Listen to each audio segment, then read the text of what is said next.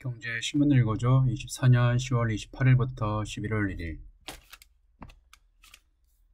부동산 7만 가구 대이동 앞둔 분당 일산 수용 가능한 집도 땅도 없어. 일기 신도시 선도지구 70%, 2027년 착공 불가능.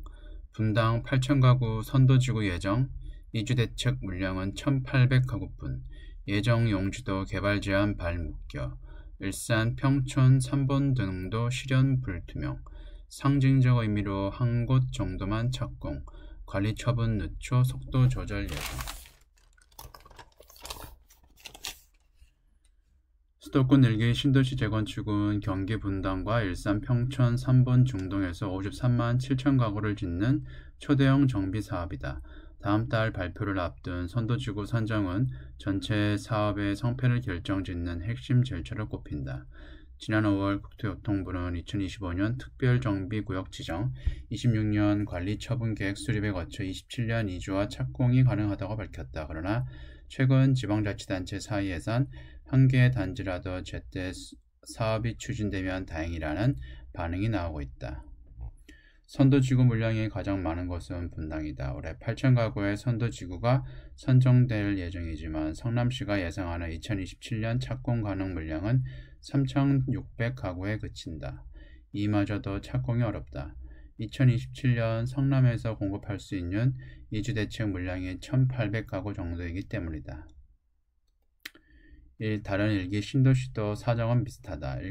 일산에선 6천 가구의 선도지구가 2027년에 착공이 들어가야 한다. 이주대책으로 제시된 공공주택 지구는 1만 가구 수준이지만 택지 조성 등으로 사업이 지연될 가능성이 높다는 지적이다.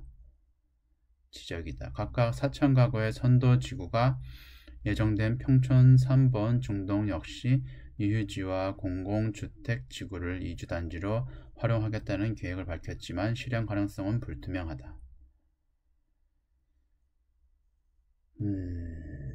일기 신도시 내 영구 임대 단지를 재건축해 이주 수요를 수용하는 계획도 걸림돌이 적지 않다.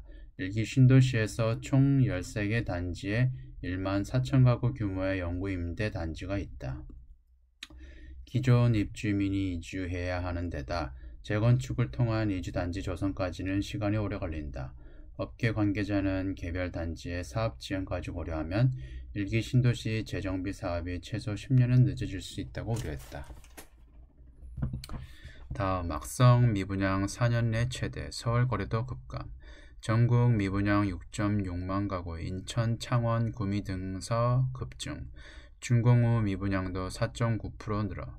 전국 주택 거래량은 5.1만 건, 서울 아파트는 5천 건 아래로. 전국에 불 꺼진 새 아파트가 4년 1개월 만에 최대 수준으로 나타났다. 지방 부동산 침체 등의 영향으로 전북과 대전, 울산 등에서 준공후 미분양이 대폭 늘었기 때문이다. 대출 규제와 집값 상승 등의 영향으로 서울 주택 거래량은 1만 건 아래로 떨어졌다. 지방 미분양 주택에 대한 양도소득세 감면 등 시장 안정 대책이 필요하다는 지적이 나온다. 31일 국토교통부가 발표한 9월 주택 통계에 따르면 지난 9월 전국 미분양 물량은 66,776가구로 집계됐다. 전체 미분양이 우하향하는 것과 달리 악성 미분양으로 불리는 준공후 미분양이 계속 쌓이고 있다.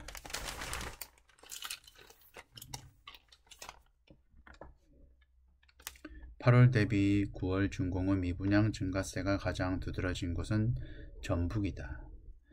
스트레스 총부채 원리금 상환 비율, DSR 2단계 시행 등의 여파로 부동산 거래 시장은 둔화되고 있다. 9월 전국 주택 거래량은 5만 1267건으로 8월 6만 648건 대비 15.5%, 9,381건 감소했다. 전국 광역역 지방자치단체 중 주택 거래량이 늘어난 곳은 대전이 유일하다. 8월 연속 1만 건을 웃돈 서울의 주택 거래량도 9월엔 8,206건으로 내려앉았다. 서울의 아파트 거래는 8월 7,609건에서 9월 4,951건으로 34.9% 감소했다. 주택 공급 선행 지표로 꼽히는 인허가 실적은 부진한 모습을 보였다.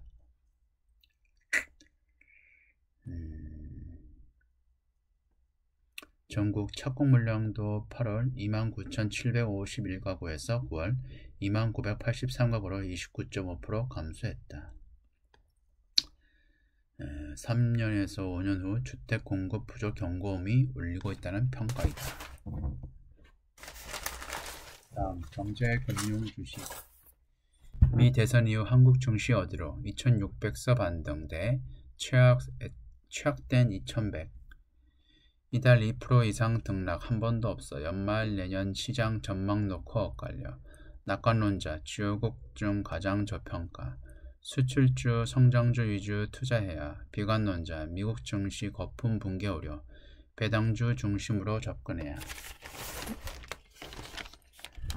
국내 증시가 미국 경기 하강 우려와 선거 리스크에 따른 금리 상승으로 갈피를 잡지 못하는 가운데 향후 시장 방향을 둘러싼 전문가들의 논쟁이 가열되고 있다. 더 내려갈 곳이 없다는 낙관론과 하락 리스크에 대비해야 한다는 신중론이 비등한 모양새다. 낙관론자들은 수출주에, 신중론자들은 배당주에 투자하는 전략을 쓰라고 조언했다. 29일 코스피 지수는 0.21% 오른 2,617.8에 마감했다.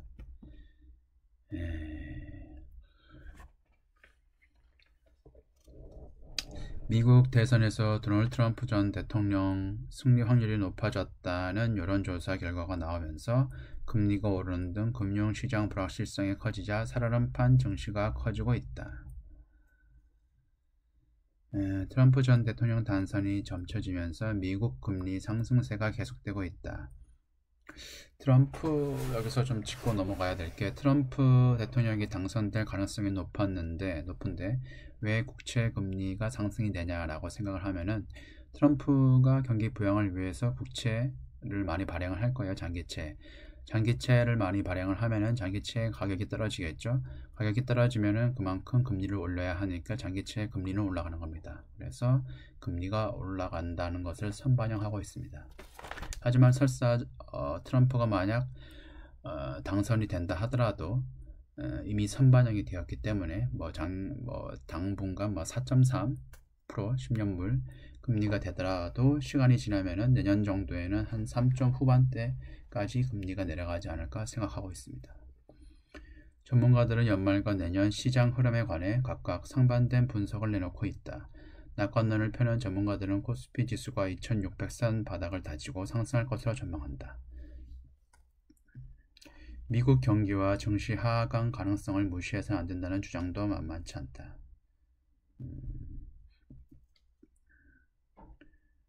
관점에 따라 증시 대응하는 전략도 전방대로 갈린다. 어제 날짜로 마이크로소프트가 대폭락을 했어요.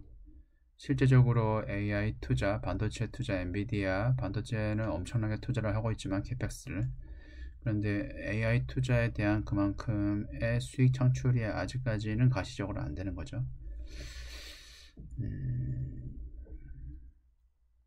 결국은 피해도 엔비디아도 하락하지 않을까 생각하고 있습니다. 지금은 계속 신고가를 갱신하고 있지만.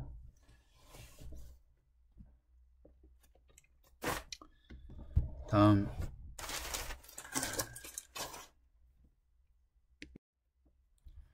미 사이버 보안주 고공행진, 국내 기업은 찬바람, 팔로알토 시스코 등 상승세.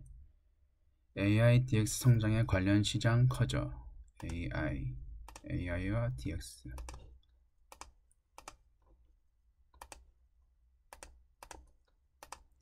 타이거 글로벌 보안 ETF 주목, 국내 파스 이글루 등 부진, 구독료 올린 안랩 7% 뛰어.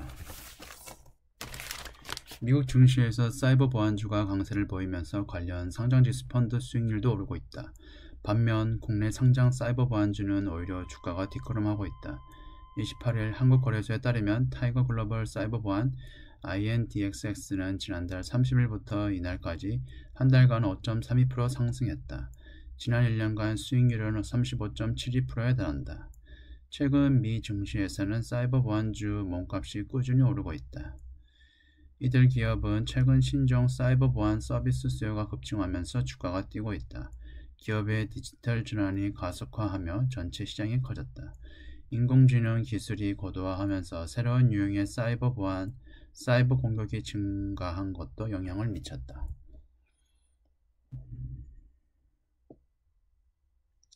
국내 사이버 보안주의 주가 동향은 시원치 않다. 다 떨어지고 파스, 지니언스, 원스 이걸로 다 떨어지고 안넷만 올랐네요. 보니까 일부 기업은 기존 제품 가격을 인상해 R&D 투자금 등을 확보하려는 분위기다. 국내 사이버 보안 대장주 기업인 안랩은 내년 1월부터 주력 상품 V3의 기업용 제품군 구독료를 25% 상승한다고 밝혔다. 네, 여기까지고요. 지금까지 시청해주셔서 고맙습니다.